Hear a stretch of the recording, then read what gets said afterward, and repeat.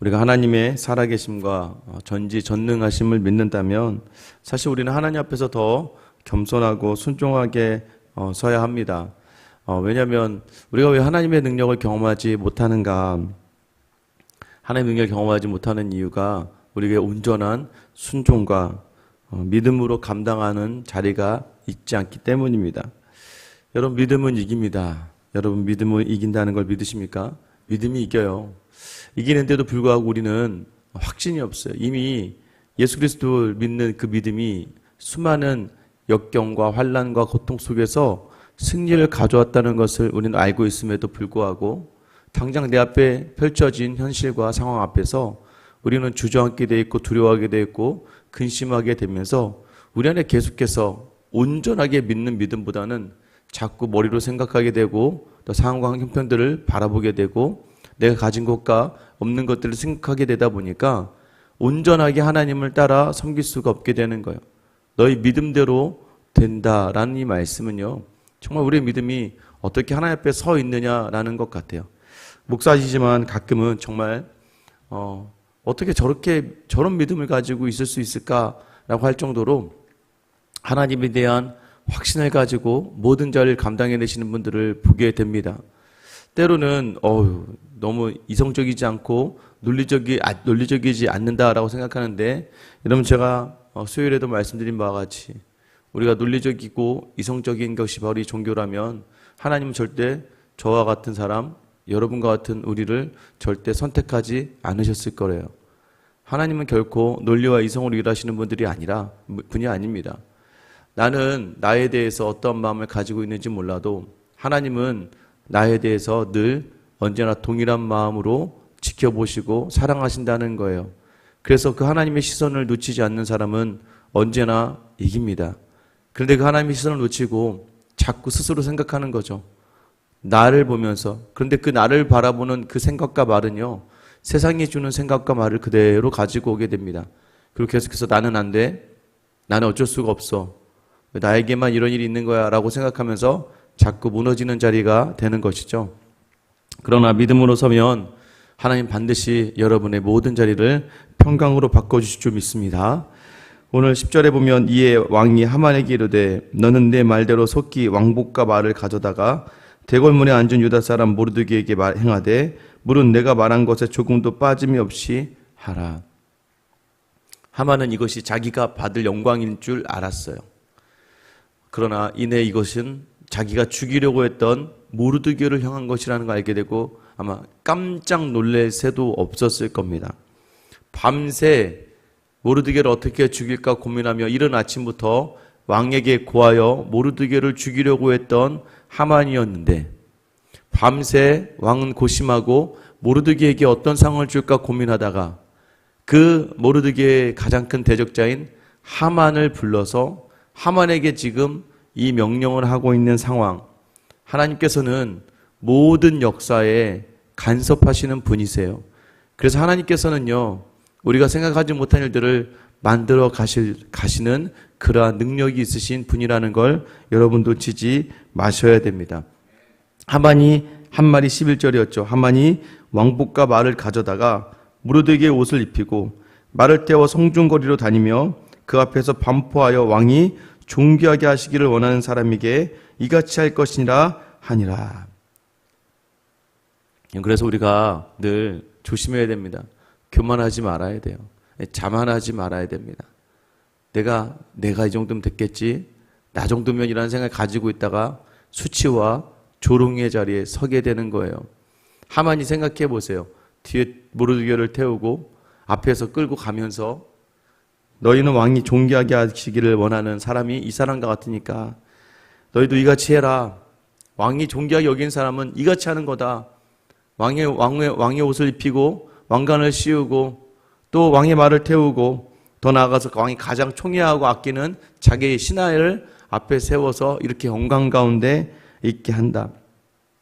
여러분, 오늘 걷고 있는 성중 거리는요, 얼마 전까지만 해도 모르드게에게 치욕의 자리였고 수치의 자리가 되었던 곳이에요. 여러분, 우리 하나님께서는 우리의 수치와 치욕을 우리가 하나님만 바라보는 시선을 놓치지 않는다면 반드시 갚아주시는 분임을 잊지 마셔야 돼요.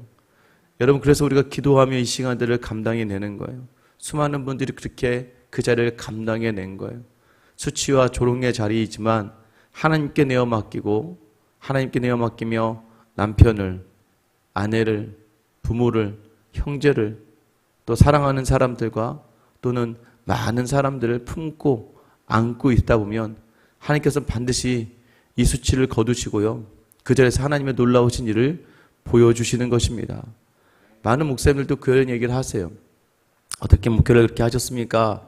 라고 여쭤보면은 품고 아끼고, 때로는 수치당하고 모욕당하고 느껴질 때 이거 다 누구에게 던지는 거예요? 하나님 앞에 내어 드리는 겁니다. 언제까지요? 하나님이 이루시고 바꾸실 때까지입니다. 여러분, 그것을 얼마나 잘 견디고 감당하느냐가 바로 믿음이라는 거예요. 여러분, 그 믿음이 여러분에 있게 되기를 예수님의 이름으로 축원합니다. 그러면 반드시 하나님이, 우리의 진정한 왕이신 하나님께서 여러분을 존귀하게 여기신다라는 그 음성을 듣게 될 것입니다.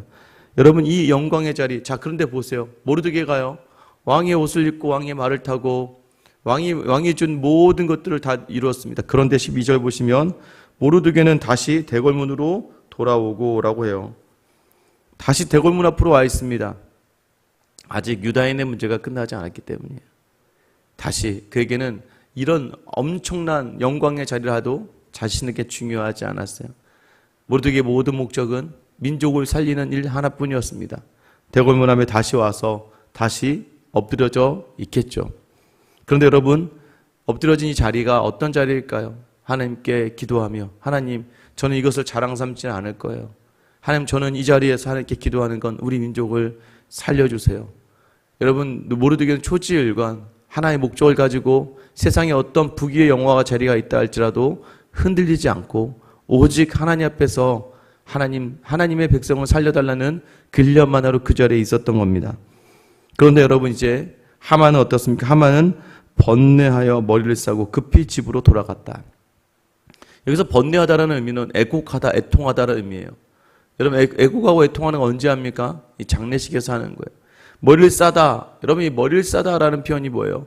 이 머리를 싸매고 거의 죽기 직전에 사람들, 우리가 이제 막 아파서 막 머리에다 띠두르고 막 하는 거, 이런 표현보다 더 강하게 이 두 가지 표현은 거의 사람이 죽게 되었을 때 행하는 몸집과 모습을 예고하는 겁니다. 결국 하만의 죽음이 이제 입이 되어지고 있다. 여러분, 그래서 우리가 참 조심해야 됩니다. 우리를 대적하는 사람들이 우리를 대적하게 두면 안 돼요.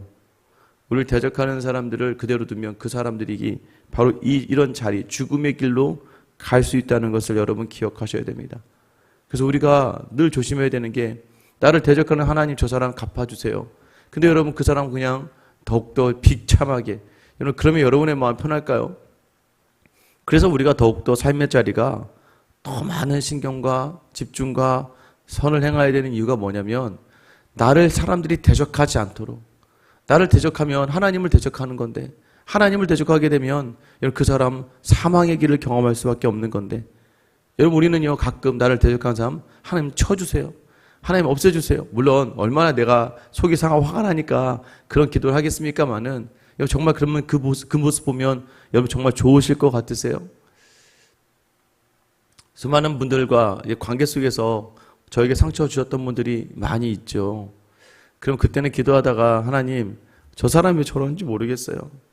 하나님, 저 사람은 왜 나한테 저렇게 할까요? 라고 기도하게 됩니다. 그런데 여러분, 너무 놀라운 게요, 하나님이 갚으시더라고요. 그래서 그때는 내가 죄를 범하지 않고, 죄를 범하지 않는 자리, 뭐 선을 행하는 까지는 아니더라도 죄를 범하지 않는 자리까지, 너무 그 사람을 저주하거나 너무 그 사람 때문에 내 감정을 휘둘리거나, 그래서 항상 이런 얘기해요. 좋지 않은 감정들을 빨리 닫는 훈련, 빨리 잊어버리는 훈련, 빨리 넘어가는 훈련. 저희 아내에게도 제가 늘 그런 얘기 합니다. 교회에서 무슨 일이 있다가 마음이 상하면 빨리 감정을 닫아. 왜냐하면 우리는요, 오늘을 살아야 되고 내일을 살아야 됩니다. 어제까지 안 좋았던 감정을 계속 다 가지고 있으면 여러분, 내일을 살아가는데 내일의 사람들에게 너무 미안하고 무엇보다 내 가족에게 너무 미안해질 수 있는 거예요. 좋지 않은 감정을 닫고, 물론 생각은 나겠지만 그래도 좋은 것으로 즐거움을 찾아서 하나님 주신 유익한 것들을 기억하며 나아갈 수 있어야 돼요. 여러분, 그래서 그 자리 하나님께서 시간이 흘러서요, 하나님 갚아주시는데 오히려 마음이 편하지 않아요. 나중에 그분들을 위해서 기도하게 되더라고요. 여러분, 그래서 우리가 나를 대적하는 사람은 하나님의 대적이 된다는 생각이 오히려 나에게 엄습하면 나로 하여금 사람들이 나를 대적하지 않도록 더 선을 행하고 더 다른 사람들 배려할 수 있어야 되고, 때로는 더 나의 것을 포기할 수 있어야 됩니다. 여러분, 13절 보세요. 자기가 당한 모든 일을 그의 아내 세레스와 모든 친구에게 말하며 그중 지혜로운 자와 그의 아내 세레스가 이르되 모르드게가 과연 유다 사람의 후손이면 당신이 그 앞에서 굴욕을 당하기 시작하였으니 능히 그를 이기지 못하고 분명 그 앞에 엎드러지이다.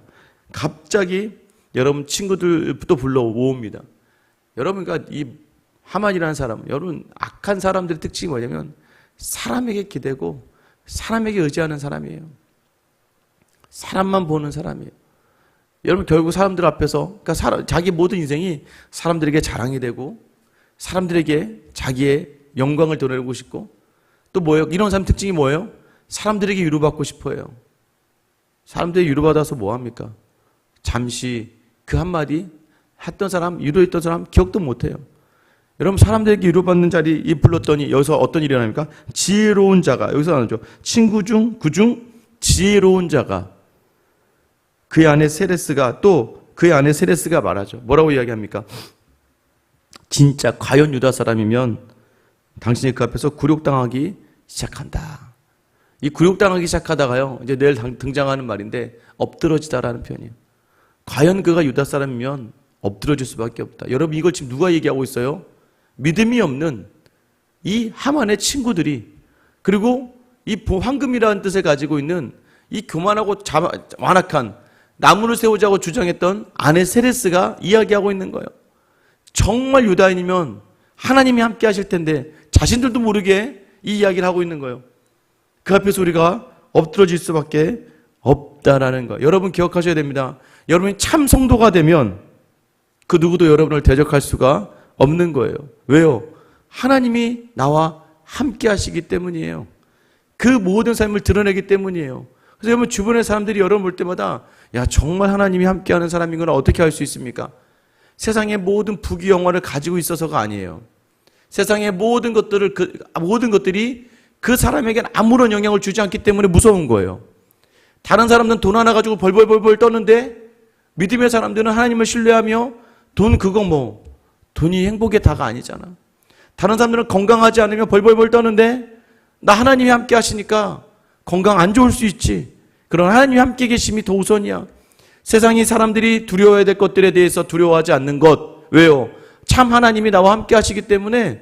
여러분, 그래서 세상이 볼 때 하나님을 믿는 사람들이 두려운 거예요. 어떻게 이렇게 할 수가 있지? 100년 전에 평양에 대부흥이 일어났습니다. 대부흥이 일어나서요, 많은 사람들이 교회를 찾았어요. 많은 사람들이 흰 옷을 입었습니다. 주일마다. 가게 문이 다 닫혔어요. 그게 정말 진짜 부흥이 일어난 거죠. 여러분, 그런데 문제는 뭐냐면 평양감사, 지금으로 하면 평양시장이죠. 아무도 평양시장으로 가려고 하지 않아요. 그 평양의 감독관으로, 지도자로, 정치가로 가려고 하지 않는 이유가 무엇이냐? 이 교회 다니는 사람이 너무 청렴결백하니까 원래 이 정치하면서 뇌물도 좀 받고 좀 그래야 되는데 사람들이 아무리 뭘 해도 뇌물을 바치지 않아. 그리고 좀 잘못하면 진실을 이야기해. 그러니까 그 자리가 너무 싫은 거예요. 부정부패가 만연한 그 시대에 함부로 그 자리에 갈 수 없고, 야, 평양에 가봐야 다 그 기독교인들, 야, 저 사람들의 뇌물 한 푼 없더라야. 죄 짓지도 않더라야. 부정부패가 없어. 그 사람들 뭐 잡아낼 군의가 없어. 돈 떨어지는 게 없다는 거예요. 그러니까 세상이 무서워할 수밖에 없는 것이죠. 이런 과연 유대인이면 엎드러질 것이다. 우리가 과연 성도라면 세상은 우리 앞에 엎드러질 수밖에 없는 거예요. 여러분, 주변의 사람들이, 환경이 여전히 여러분을 어렵게 하고 힘들게 한다 할지라도 여전히 내 뜻대로 되지 않는 자리에서 여러분, 우리가 어떤 것을 놓지 말아야 돼요? 성도의 자리를 놓치면 안 돼요. 왜 많은 교회들이 무너집니까? 목회자들 때문이죠. 거의 목회자들 때문입니다. 그러면 왜 문제일까요? 통신대 신학대학원에 가면 비석이 이렇게 써 있습니다. 제일 먼저 신자가 되라. 뭐 학자가 되라 이건 뒤에 있고요. 제일 처음이 모든 전도사님들에게, 목사가 될 모든 목회자 후보생들에게 신자가 되라. 신자가. 네가 먼저 성도가 돼야 된다. 성도가 되지 않고 어떻게 목사가 될 수 있겠습니까? 여러분 중직자들도 마찬가지로 직분이 있다는 건 뭐예요? 먼저 내가 참 성도가 돼야 그 다음에 있는 거예요. 그러면 하나님이 함께 하심을 경험하게 되는데, 그것을 놓치면 어떻게 됩니까? 여러분 14절 보세요. 아직 말이 그치지 아니하여서 왕의 내시들이 이르러 하만을 데리고 에스더가 베푼 잔치에 빨리 나아가니라. 정신을 못 차리고 있어요. 지금 그 얘기 듣자마자 당황하거나 화내 겨를도 없이 왕의 내시들이 와서 하만 오늘 왕후 에스더의 잔치에 가야지 하고 그를 끌고, 여보 빨리 나아가니라. 급하게 그를 끌고 갔다는 거예요. 여러분 지금 막 정신과 경향이 없어요. 여러분 하나님을 놓치는 삶, 하나님을 대적하는 삶은요, 세상의 풍파에 휩쓸려 살아가는 사람이에요. 자기 정신을 못 차릴 정도로 이젠 더 이상 자기가 자기의 삶을 주장하고 주관하고 주도하는 것이 아니라 이제는 세상과 사람들에게 쓸려 다닐 수밖에 없는 사람. 여러분 하나님을 놓치면 자꾸 사람만 보여요. 목사도 하나님 놓치면요 자꾸 성도들의 눈치만 봅니다. 성도들의 눈빛만 봐야 되고, 주일날 와서 또 오느니 안 오느니, 무슨 일이 있니 없니, 여러분 자꾸 사람과 수와 세상의 물량의 개념으로 가다 보면요 사람이요 정말 이거는 서비스업 중에서도 최고의 서비스업이 될 수밖에 없습니다. 누구를 위해서요? 사람을 위해서 살아가는 자리 될 수밖에 없어요. 여러분도 그러지 않습니까? 하나님 놓치면 자녀들이 내가 하나님 주신 청지기로서 자녀를 잘 인도해야 된다고 생각하는데, 하나님을 놓치면 자녀가 왕이 되고 자녀가 내 목적이 되고 자녀가 내 전부가 되어버려서 놓치고 흔들려 버리는 것이죠. 물질도 마찬가지고 권력도 마찬가지입니다.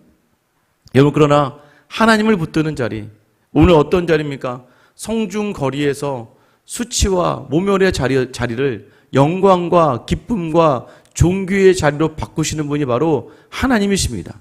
하나님이 없는 줄 알고 자기가 다 한 것처럼 교만하고 장황했던 모든 자리는 이 성중거리에서 수치의 자리가 되고 마는 거예요. 여러분 어떠십니까? 과연 성도라면 엎드러질 것이다. 여러분이 과연 성도라면 여러분의 모든 자리를 하나님께서 채워주실 것이에요.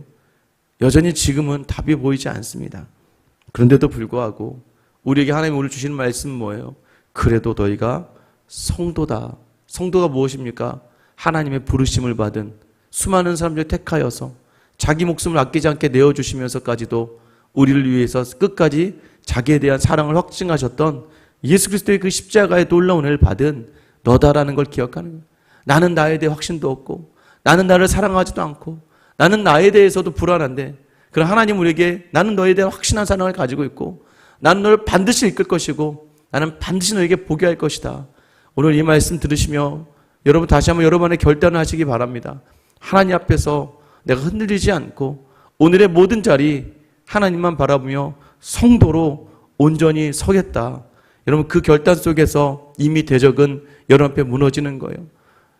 지난번 우리 토요 특세에 오신 목사님 이후부터 제 머릿속에 계속 내 원수의 목전에서 내게 상을 차려주시고 내 기름을 내 머리에 바르셨으니 내 잔이 넘치나이다.